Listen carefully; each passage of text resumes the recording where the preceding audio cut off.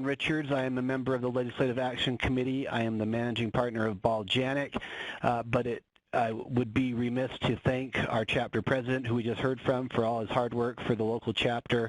I'd be even more remiss to thank our presenters tonight, because they are the ones that really pulled the laboring oars on this session. I wish I could take some of that credit, but I cannot. Bruce Jenkins, Michael Miller, and John Morris, and of course their staff members and office members and team members that have helped them dedicate hundreds of hours during the session while they've been out of the office. I don't think I'm going to spend much time on advocating the interests of CAI, but I believe that most people that have called in are members already.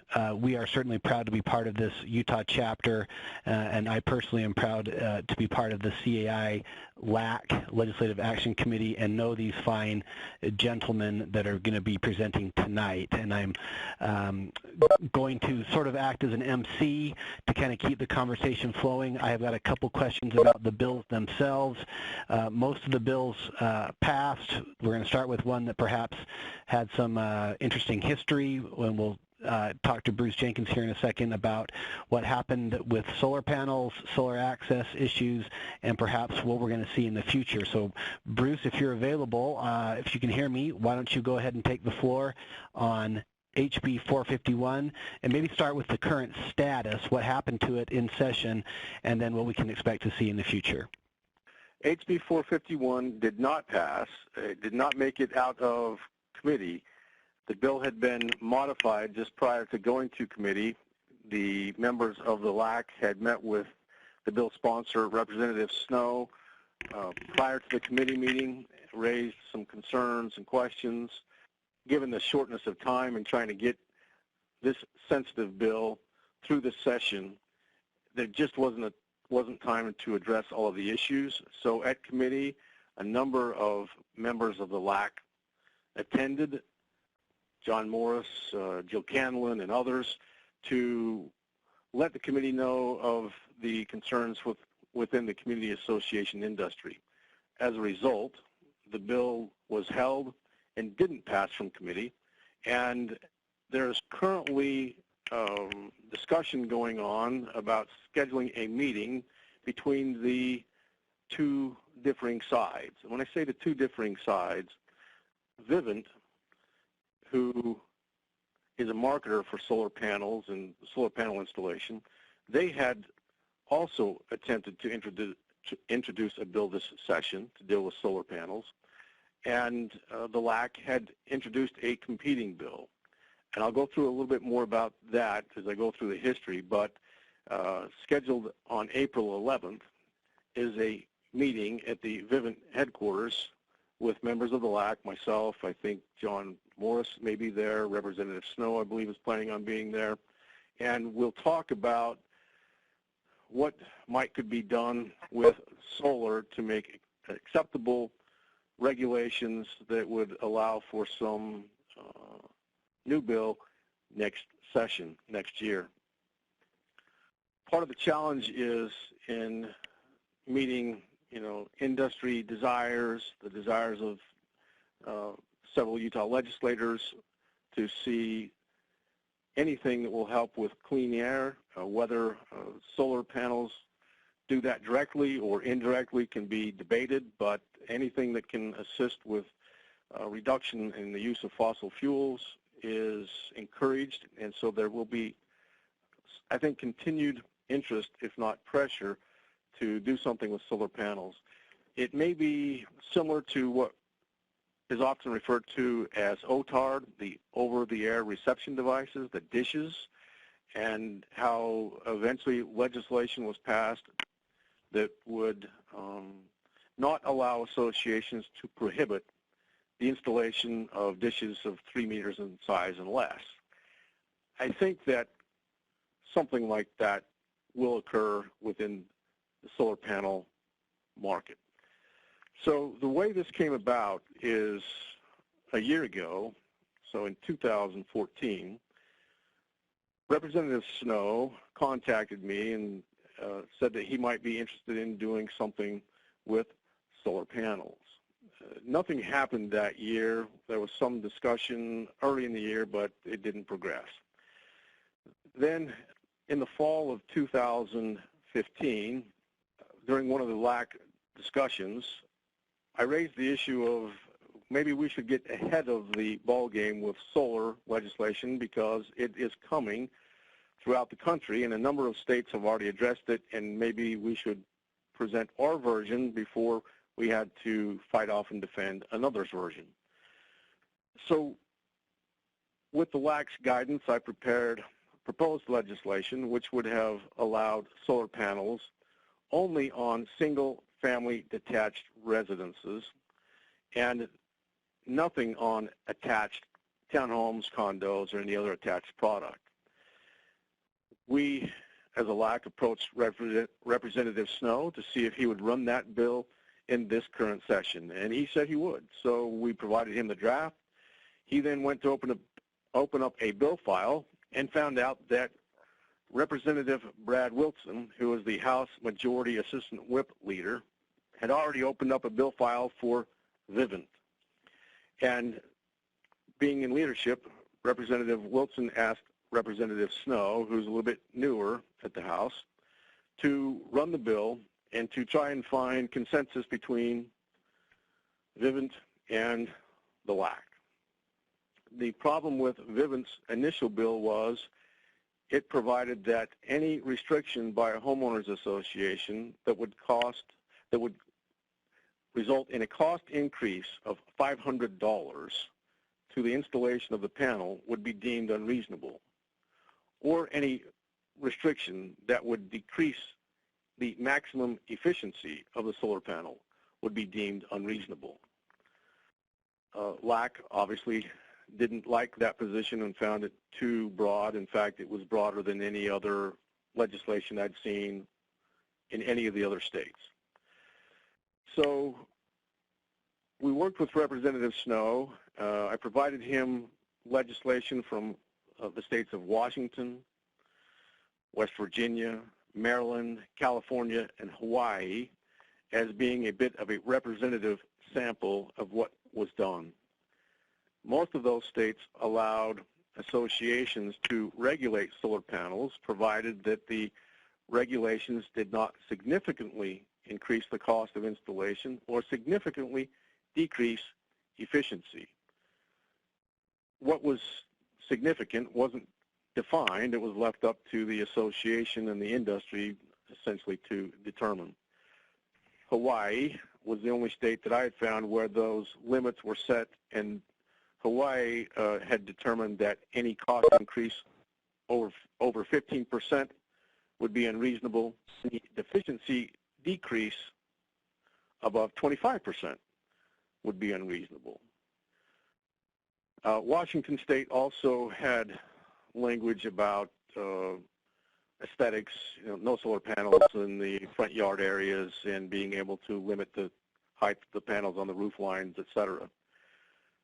However, in trying to reach a balance between Vivint and us, Representative Snow included some restrictions, but not what we thought was enough. If you look at your screen, you'd be able to see, and I'm going to scroll down here in just a second.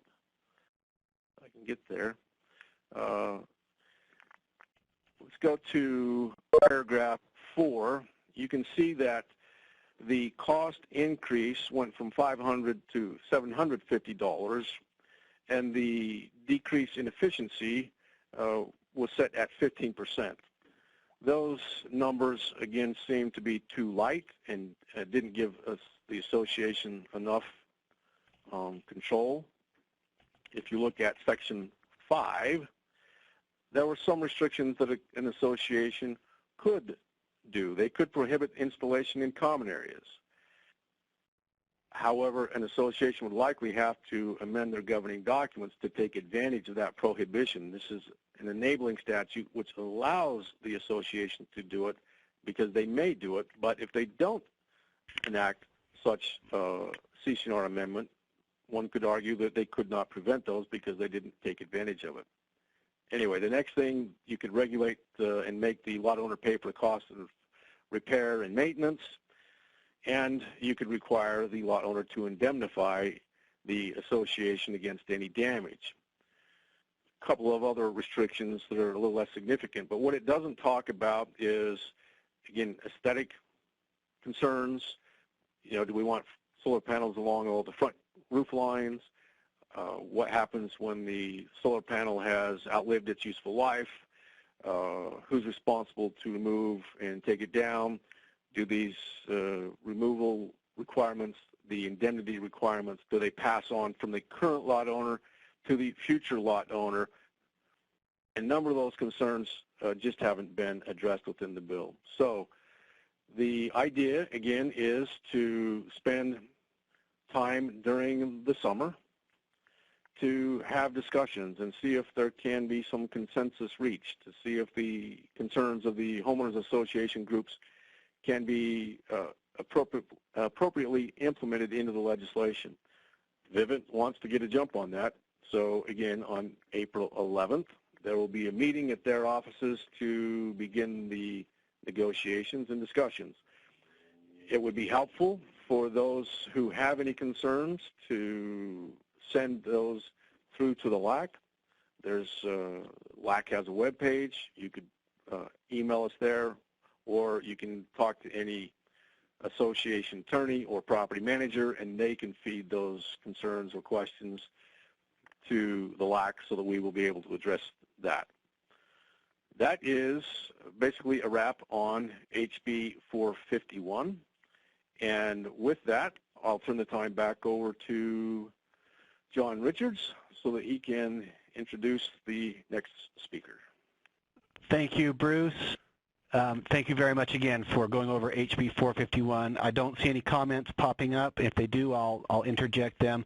I thought that was a very thorough overview, and it sounds to me, and Bruce, you don't have to chime in unless you want to, but it sounds to me like the fact that it did not pass is an okay thing with all of us, because there are a couple of issues yet to be addressed, but it is something for all on the phone to be aware of, that this is not going away. It's interesting that the bills that Bruce referred to, the sort of the models that are out there, are in all the sunny states. And this came from Representative Snow, who's down in St. George. But whether it's you're in Florida or Hawaii, southern Utah, we know that alternative sources of energy are the trend. So this bill will be back with some of the additions and protections that we want to see for the homeowner community. So Bruce, thank you very much. Mike Miller, are you on the phone? Yes, I am. Can you hear me? I can hear you. I can hear you great. So thank you. Yes, I can hear you, Mike. And let's talk about Senate Bill 40. Why don't you maybe tell us the status? I believe it passed, and even though you and I know that, and those probably most of us on the call realize that the changes were just a couple words here and there to what is now actually part of the Nonprofit Act. It was part of the Nonprofit Act to begin with, 166A 813, as you can see on your screen. The wording is significant, and why don't you explain how it came about and what it means in practical terms for those of us on the phone? Yeah, great. Thanks, John. Yeah, happy to be here this evening and to be able to spend a few minutes on this bill, SB 40. Like John mentioned, there's just really a few tweaks to that we made, but they were significant in that they will allow the board members to conduct or to take action much more effectively and efficiently, without having to call a meeting as they did prior to this bill. So these slides, and like John Richards said, this is an amendment to the revised Nonprofit Corporation Act. It's the act that we oftentimes forget because our focus is more on the Condominium Association Act or the Community Association Act for those non-condominium projects. We focus on those two acts and sometimes forget about the content of the revised Nonprofit Corporation Act, which applies, to all associations those that are incorporated, and due to a change that was made a year or two ago, those that are not incorporated as well. So basically, as a result of this bill, it starts with first option. There are two ways now for a board to take action without the formalities of going, using a meeting. The first option is through unanimous consent from all the directors. And as you see there on the slides, I give a little bit of an example. Basically, the way I see this in practice is an action will be sent via email to the directors.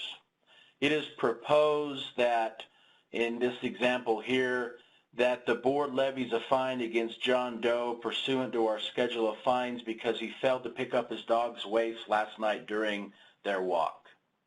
Under this first option, all directors would be required to consent to the action in writing for it to become effective and to be valid under the statute. The statute allows in writing is sufficient, just responding to that email is sufficient to satisfy the in writing requirement.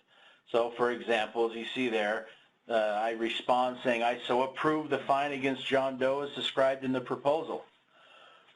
Now action is taken and becomes effective at the time the last director signs the writing or replies to that email, unless another director revokes his or her consent beforehand, unless the board establishes a different effective date.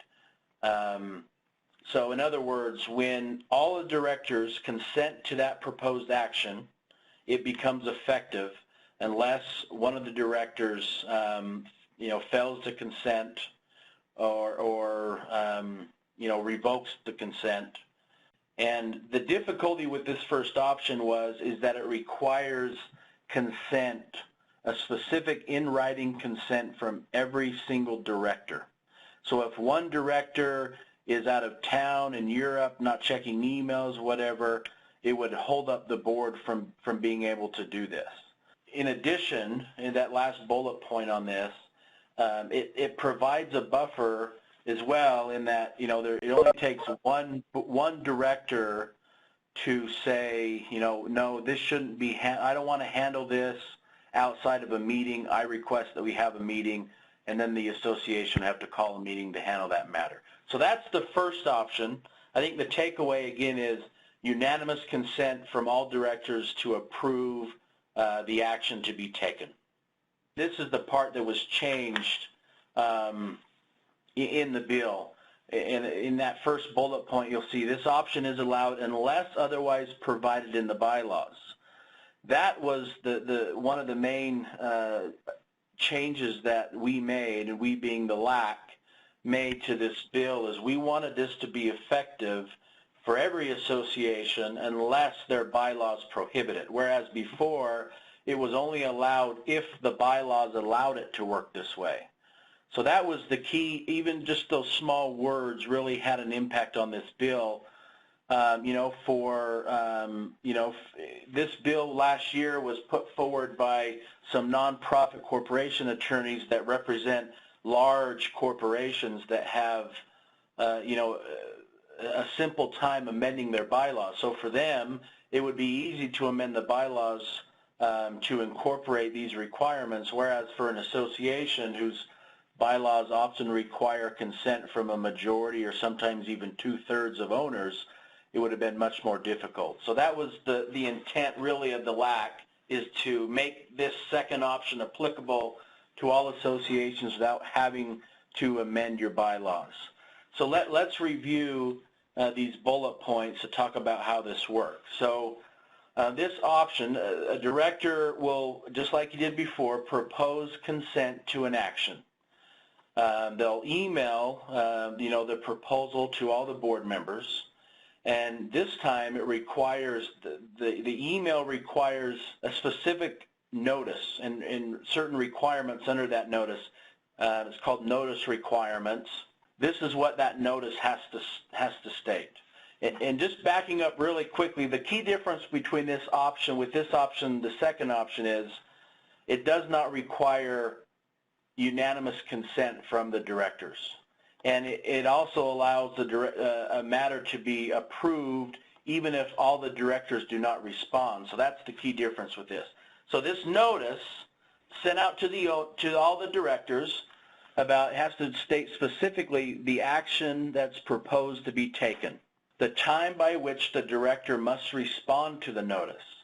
Now, I've been questioned already as to what that means. What sort of time frame do we have on this? It is not addressed in the bill. It was not addressed last time either. So that's a little bit of a gray area. I mean, the interpretation seems to suggest that a director, directors can just pick the time, whether that be, is 24 hours or 48 hours or a week. That's the board decision. So the time by which the director must respond to the notice, and then in 3 there, a statement that failure to respond by the time stated in the notice will have the same effect as abstaining from the vote, and 2, telling the director that failing to demand in writing before the deadline that action may not be taken without a meeting. So those are the 2 things that have to be included within that notice, and obviously those are just procedural protections. So the director who gets that chooses not to respond understands, the impact that his or her non-response may have. The 4th item in that notice is just any other matter that the association deems necessary. That 3rd bullet point, action is taken if, at the end of the time frame, the affirmative votes on the action equal or exceed the minimum number of votes that would be required if the action was taken at a meeting. Let me explain that. Typically at a board meeting, actions taken and decisions can be made typically, and you'll need to look at your documents, but it's typically a majority of a quorum of board members. So, for instance, in a 5-member board, it's common that the quorum requirements in the bylaws would say you need at least 3 directors to form a quorum for a meeting, for a board meeting. And then you would need a majority of that quorum to vote. So for that example, you would need at least 2 affirmative votes on the consent, and those affirmative votes need to outweigh or outnumber the no votes. And finally, this whole process can also be thwarted, and the same built-in protection in that one director can say, no, I elect, or I am putting you all on notice that I don't want this to be decided outside of a meeting. So one director can still prevent the action from taking place, and that's just, I guess, another built-in protection under this. Those really are, that's what's new, is it allows boards to have decisions made without a meeting if they follow these requirements, even if there's not unanimous consent from all directors, so long as the affirmative votes outweigh, the negative votes, and a director does not specifically request a meeting to be held. Thank you, Michael. This is John chiming in for one question as a follow-up that might be of benefit to everybody.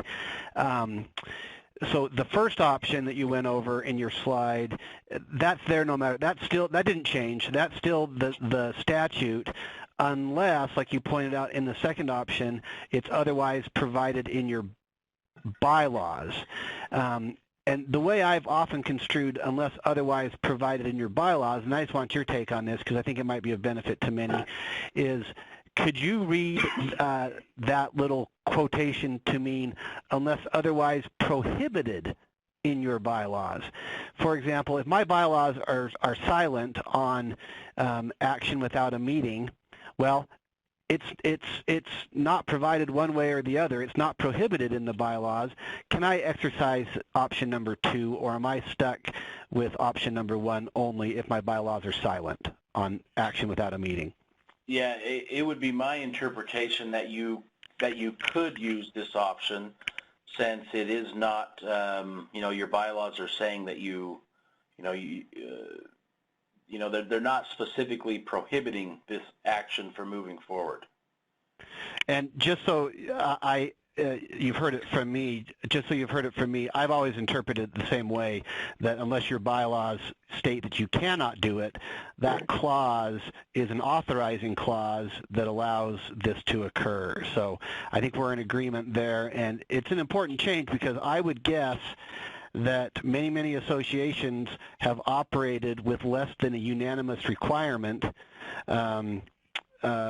historically, and this helps get around some challenges to board decisions should they want to utilize a procedure that gets them to a decision with less than everybody unanimously agreeing.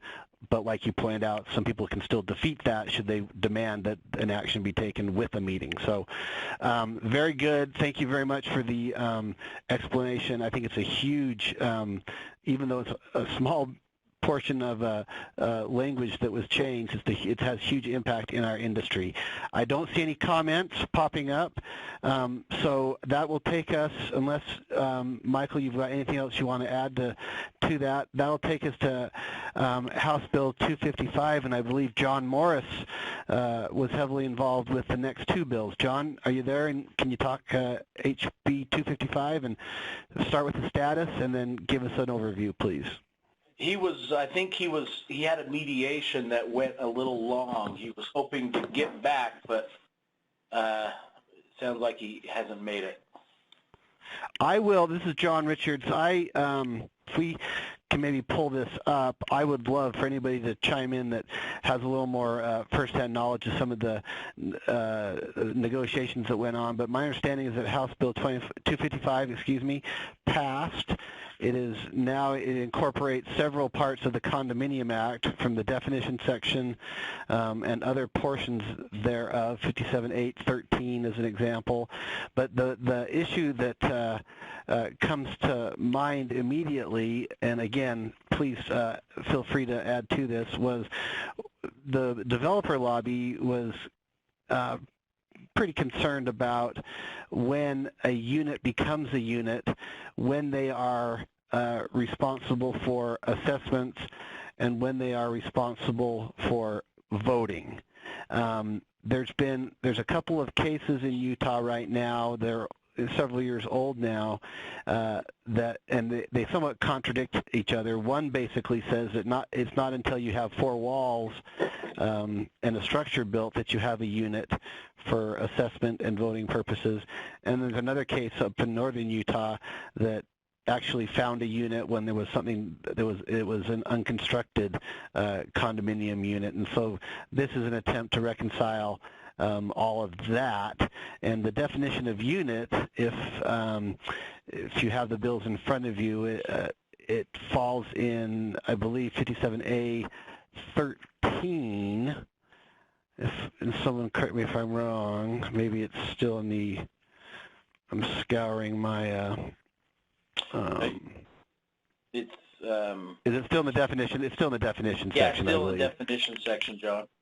Yeah, okay, thank you. So still in the definition section, which is 57.8, and I believe it's chapter 3, and we've got a definition of the biggest one to point out for purposes of right this very second is on line 181 in paragraph 36, an unconstructed unit means a unit that is intended as depicted in the condominium plat map to be fully or partially contained in a building and is not constructed. So but of course that's the definition of an unconstructed unit. We then move on to the definition of unit, which means either a separate part of the property intended for any type of independent use, which is created by the recording of a declaration and condominium plat that describes the unit boundaries And then B, unit includes one or more rooms or spaces located in one or more floors of a portion of the building. It also includes convertible space. So what we've basically carved out of all this is a definition of an unbuilt or unconstructed unit, and I believe there's deference later to the declaration controlling what is an you can define and state unbuilt, unconstructed units are exempt from certain things versus constructed units. Now, Mike or Bruce, do you have any other, we'll get more into this, but what are your most recent memories of the debate that went on regarding this bill? Yeah. Well, this is Michael. I mean, and John, you did a great job on the slide there. A good explanation of it. In a nutshell, it's exactly what you said. It just better defines when a condominium unit is considered a unit that is accessible. That the owner of that unit would then have to pay assessments on, or have voting rights on. And obviously, a lot of developers, most, exempt themselves from paying assessments, so they'd be exempted from that. But in essence, it just says a unit becomes a unit for those purposes, unless they're exempted in their own CC&Rs. As soon as the unit is platted and that plat is recorded. So for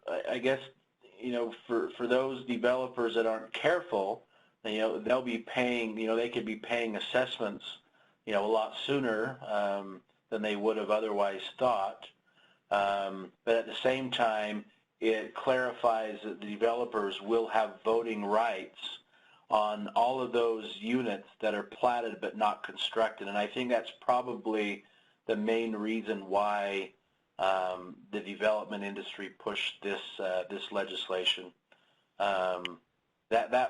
That's really this bill in a nutshell as I understand and read it. And if we look later on in HB 255, it begins on line 243, and we're changing from definitions into an actual section here, 57.8-24. You can see on line 247, a unit is created by the recording of a declaration in a condominium plat that describes the unit. So some of this is familiar from the definition.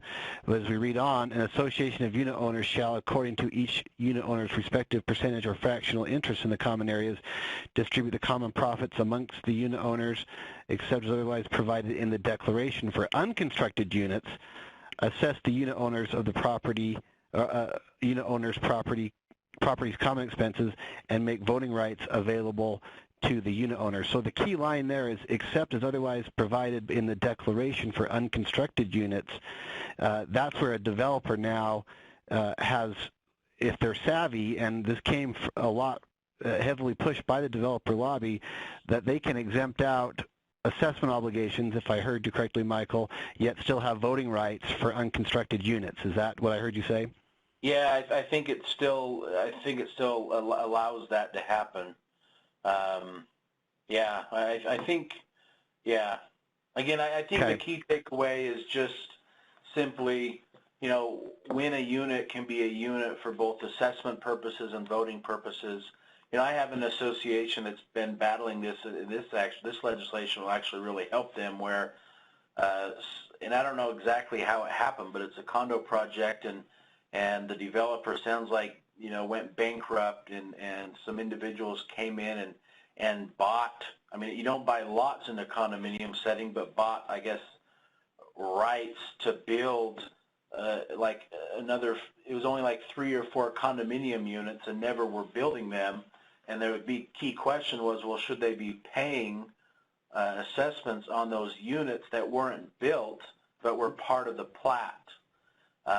So my interpretation now under this new legislation was, yes, those owners, assuming they're not exempt under the CC&Rs, and I don't think they are in that particular case, would have to pay assessments now, and at the same time would have voting rights on those and for those unbuilt units, since they're platted. But it does provide for the option for a clever drafter to exempt out assessments yet retain voting rights. Is that your understanding? Yeah, I think I think that is it, and obviously we had some issues with that as a LAC, but it was this bill, when just the legislative power, our power is significantly less than than the development industry is. Obviously, we're grateful that they at least came to us, and we actually made some modifications that we feel are better for our, for homeowner associations. But at the same time, we would have liked to have seen more, but they just, they weren't willing to give those to us. Thank you, Michael. Bruce, anything you'd like to add to that? Can you hear me? Yes. Sean, can you hear me? Okay. Yes. The one caveat to this is that the developer groups and the attorneys that were assisting them with this agreed that during the summer they will enter into discussions with us to see if the amount of assessment they pay should be tied to the amount of voting right they get. There's no commitment on either side as to what the result of that might be, but a proposal would be something like this.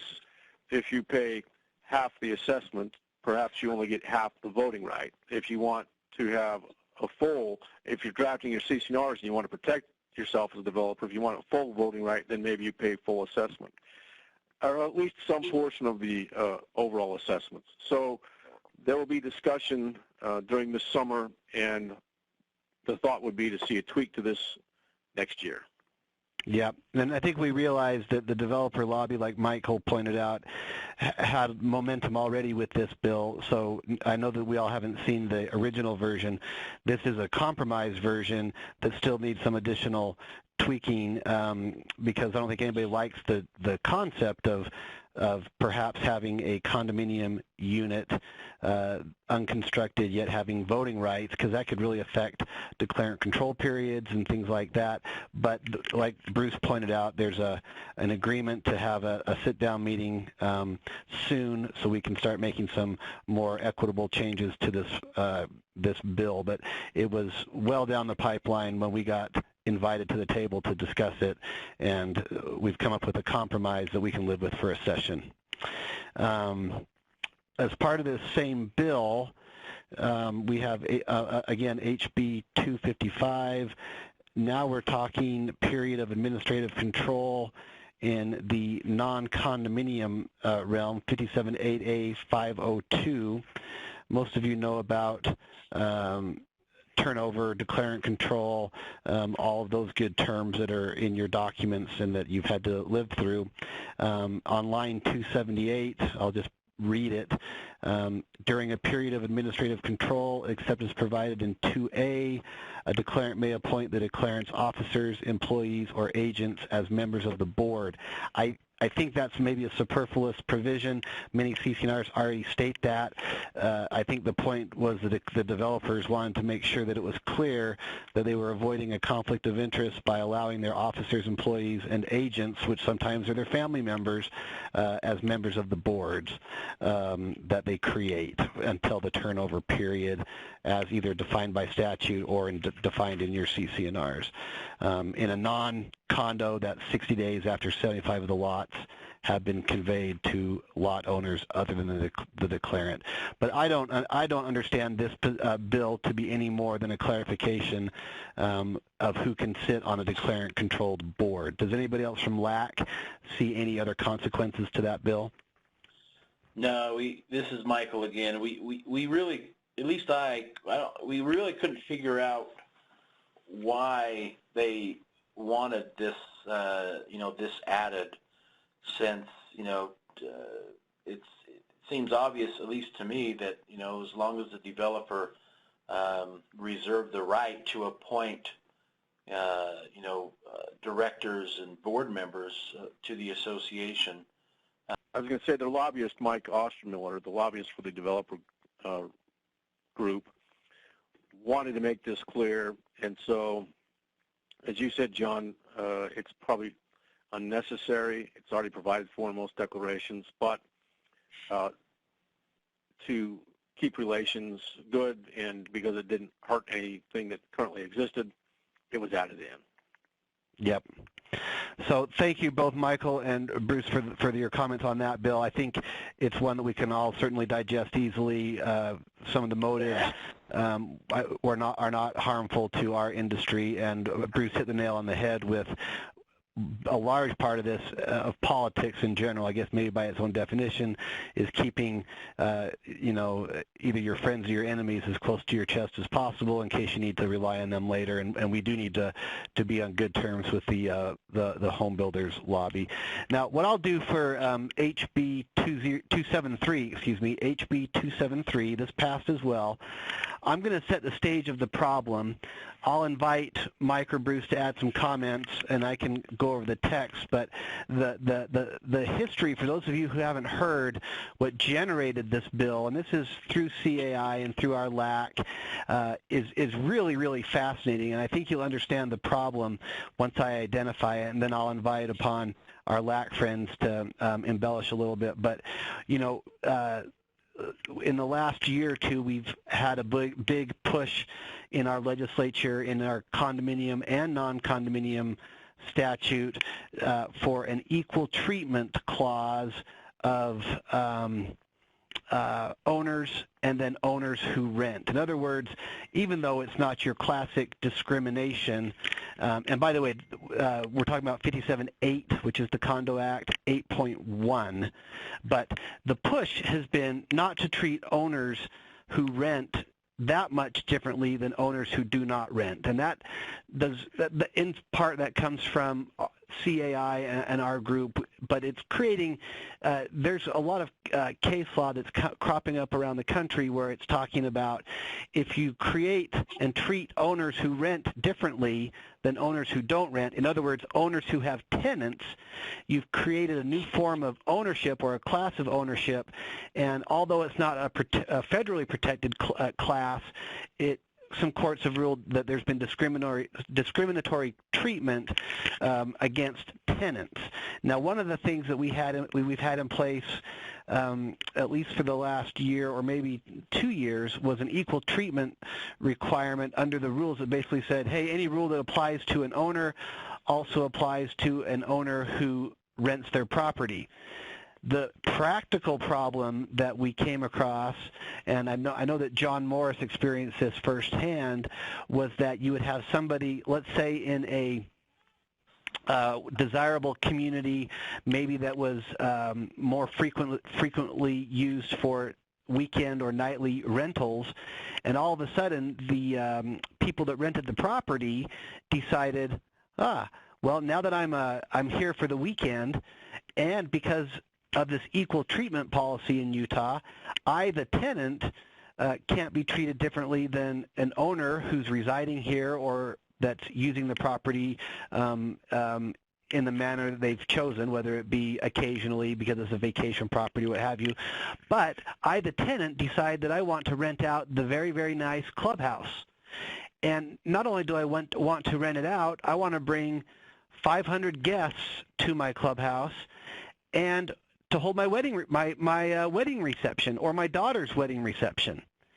And all of a sudden that became an avenue for people to avoid going across the street or down the street and using a wedding reception facility, just as an example. There are other examples, and getting it for free or for a minimal deposit, like a cleaning fee or a refundable deposit of sorts, which all of a sudden we saw it being abused, and we saw that this was only going to be abused more in the future. So the statute, and this is where I'll let Michael and Bruce add their comments, now requires that if you're renting a property, that's fine, but you have to have rented it for at least 30 days.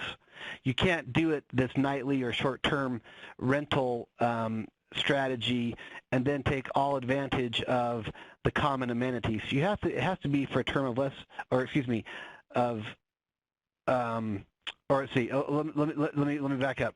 It says for a unit that a unit owner leases for a term of less than 30 days, it basically now allows the association to impose a reasonable limit on the number of individuals that may use the common areas and facilities as the rental unit's guests or as the unit owner's guests. So if it's a short-term rental under 30 days, the association can put reasonable limitations on the number of individuals that may use the common areas and charge a reasonable fee to use the common areas and facilities to avoid this problem, like I just said, renting it out for a limited purpose, when in reality there's already facilities intended for that, and this was an end around of using a professional facility, and yet causing extreme wear and tear and a lot of company and traffic and vehicles and parties basically on the common areas. So you need to be more than a short-term renter to avail yourself of that. We even wanted a term longer than 30 days before this right could kick in. But if it's less than 30 days, you can impose reasonable restrictions on the common area use. Michael or Bruce, would you like to add anything further? I think, yes, summarized it well. That's really the upshot of it. And, again, it applies to the guests of an owner or the guests of a tenant of an owner. And so thanks for filling in on short notice. And then I think we're ready for to move to question and answer, John. Is that where we're at next? I think we've hit our hour, and I appreciate those who've stayed on the line. So we've got the 1, 2, 3, 4 bills that affect our industry this session. One we're going to see again. It didn't pass, but we know the solar bill is coming again. For those of you who are still on, do you want to forward any messages to me, or if the call is open, if the mic is open, I would entertain any calls or questions from the group that Bruce, Michael, or myself would be happy to address. Okay, thanks. My concern on the action without meeting bills, and I see that April had the same concern I did, is that boards could operate without ever having a formal open meeting. Well, this is Bruce. Are you there? Can you hear my question, my response? Yes, I can. Thanks, Bruce. I think that presently there is some unresolved tension between the revised Nonprofit Act and the amendments allowing for action without a meeting and the open meeting provisions in both the Condominium and the Community Association Act. I believe the intent was that a board could operate without a meeting, even under the open meeting requirements of the Condominium and Community Association Act, but there is no direct provision in those sections for that. So I think boards need to operate carefully, and if they do try to take advantage of the action without a meeting section, they would be wise to post those actions and maybe even, when I say post them, send notice of the minutes of the action to the membership, and at the next open meeting, address what was done in closed session so that the members become fully aware in an open meeting format. That would be my recommendation.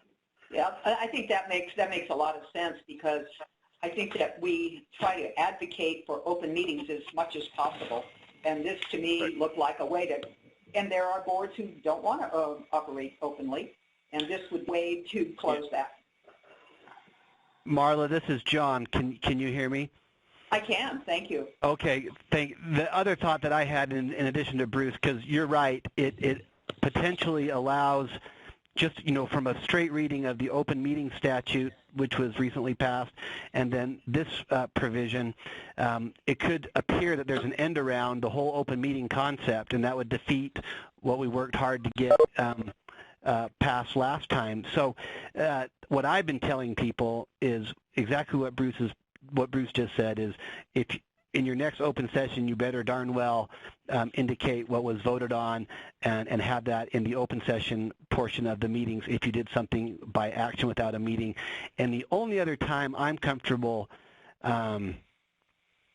only thing I am comfortable with advising people to do proactively is emergency situations. Even though it doesn't say that anywhere in these documents, sometimes it's in your own bylaws and things like that. But if the board really has to get together, there's no time otherwise to notice it up properly and get it out to the membership for their participation, then I think that section can be justified. Yeah. Do you think that the LAC will advocate for some cleanup in that bill to make those provisions a little more specific? I think some cleanup is warranted because as soon as we started talking about the open meetings bill previously, I had the question, well, does this eliminate the ability to conduct business without a formal meeting? And the overwhelming response was, that's not the intent, that's not the intent. So we've got to clarify the intent. Yes. Yeah. Yeah, and this is Michael. I don't have any really additional thoughts. I agree with what Bruce and John has said. I mean, I'm advising my clients, you know, that this is nothing to use to abuse the open meeting requirements. It's simply there to ease, you know, some administrative burden on matters that are an emergency or matters that just, you know, are easier just to get done in between, you know, your regularly scheduled meetings that, you know, that aren't too you know, controversial in nature type of decisions. But I do think it's something that the LAC will take up. There were some discussions about taking it up this session. We just didn't feel like the timing was right for this session. I think we wanted to see how, you know, at least give a year for the open meeting, see how that plays out and tackle it maybe next session. So that's something that we'll definitely keep in mind. How are you seeing the open meetings play out? Any controversy there? Any actions or lawsuits that you've seen? Oh, sorry, this is John. I've not seen any actions or lawsuits. I have had questions of people, mainly board members, which are, well, should we inform our people, our members, that they have the right to be notified, or should we just let them try to figure that out on their own? And I always say, take the higher ground, go ahead and publicize it or get it on your website. Don't hide the ball. But, you know, as you know, it reads that until they contact you, you don't have an obligation to notify them. And I think the higher ground is to just let people know. Yeah. But there's been no lawsuits that I've seen. Yeah, okay. I'm not aware of any either. I've heard of a few owners who have called to complain. They don't think the board's complying, but honestly, for the most part, at least the associations I work with, and you know, when I shared this open meeting legislation with them last year, to them it was no big deal. It was, well, our meetings are already open, so this won't impact us. So hopefully, you know, that's the case for many associations, but yeah, we'll see. Thank you for addressing that. Thank you, Marla. Do we have any other questions? I hope I'm not missing anything in the queue for questions. So if anybody has them, please speak up, because I don't see any written ones from what I'm looking at. And we would love to hear from you before we wrap things up. John, I see a question. The people are wondering when these laws go into effect. You know, good. I could probably take that, John. Can you guys hear me? Yeah. Yeah. You know, I don't think we have a specific date yet, but what I've been telling my clients is they usually go into effect, unless they state otherwise, they usually will go into effect sometime around mid-May. It seems it's about mid-May when the governor ends up signing them, and then they become law. So I think that's a good rule of thumb. We don't have a specific date yet, but that's what I look at. You know, sometime around the 10th or between the 10th and 15th of May. Every now and again, something's pushed into July for some reason, but right. Michael's right. That second week, mid-May, is usually the effective date, and it's probably in everyone's best interest to just do some general checks on the status of these bills to see when they're finally signed into law and become effective, their effective date. But we don't have effective dates, but it is usually mid-May. I just want to thank the LAC for all their work and what they're doing, and I really understand sometimes the obstacles that you meet, but good job. Thank you. Thank you, Marla. Because I can't see if there's any questions, can anybody tell if there's anything else that people would like answered before we close? Hearing none. Thank you, everybody, for attending and for spending an hour with us. Appreciate all that CAI does and the LAC committee.